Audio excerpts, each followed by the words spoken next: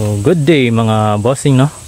So dito na naman ako ngayon sa munting sagingan ko. So mayroon akong ipapakita sa inyong variety. So ito yung variety na sinasabi ko sa inyo. Ito yung senyorita na variety ng saging. So yun lakatan. So ito senyorita. So alam nyo ba yung kagandahan nito?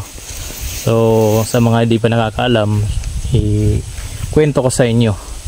So itong senyorita, kadalasan dito pag maganda yung lupa 6 months lang namumunga. Pagkatapos kahit walang abono namumunga to. Ito nga wala yung abono, hindi yan nakatikim ng kahit anong abono.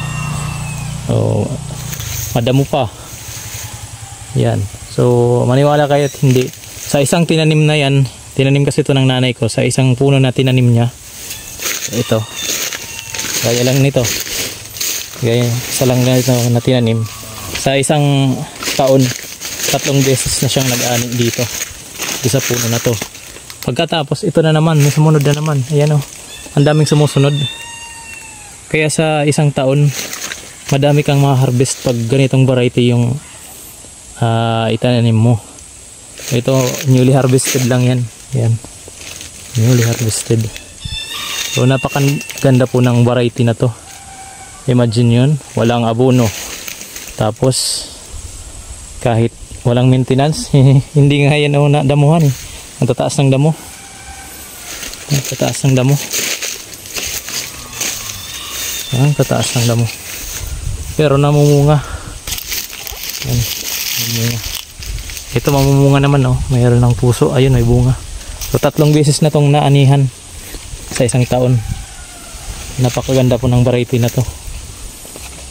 So, kilala dito sa Leyte.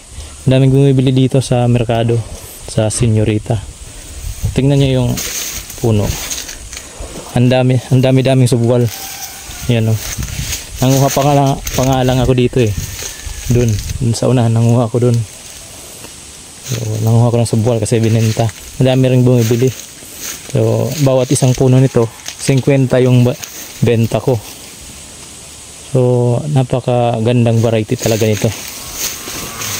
Tingnan nyo, walang, never pa yan nadamuhan. Kapal ng damo, pero ang bilis nagbigay ng bunga. Walang insecticide, walang fungicide, walang pesticide, organic. Nabubuhay talaga tong senyorita na to. Compared mo sa ibang variety ng saging gaya ng lakatan, yung lakatan magasto yun kasi kailangan talaga ng abono, kailangan malinis palagi yung puno, hindi pwedeng ganyang madamo kasi nagkakasakit yung lakatan, sensitibo yun. Itong senyorita, napakagandang variety. So kung mayroon dyan sa inyo, mayroong senyorita na variety, so magtanim rin kayo kasi napakaganda nito. Bawing-bawi ka dito sa isang subwal lang na itinanim mo. So maraming salamat po sa panonood at pagkikinig.